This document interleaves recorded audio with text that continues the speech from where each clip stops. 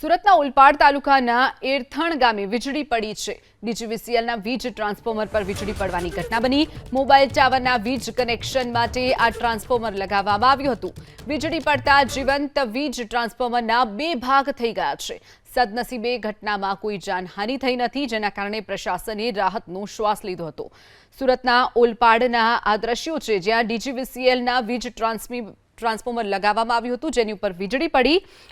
Mobile ટાવરની સાથે જ વીજ કનેક્શન માટે આ ટ્રાન્સફોર્મર લગાવવામાં આવ્યું હતું, જેની ઉપર વીજળી પડતા આ ટ્રાન્સફોર્મરના બે ટુકડા થઈ ગયા હતા। સદનસીબે આ ઘટનામાં કોઈ જાનહાનિ સર્જાઈ નથી।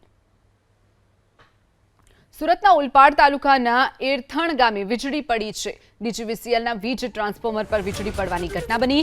મોબાઈલ ટાવરના વીજ કનેક્શન માટે આ ટ્રાન્સફોર્મર લગાવવામાં આવ્યું હતું। વીજળી પડતા જીવંત વીજ ટ્રાન્સફોર્મરના બે ભાગ થઈ ગયા છે। સદનસીબે ઘટનામાં કોઈ જાનહાનિ થઈ નથી, જેના કારણે પ્રશાસને રાહતનો શ્વાસ લીધો હતો।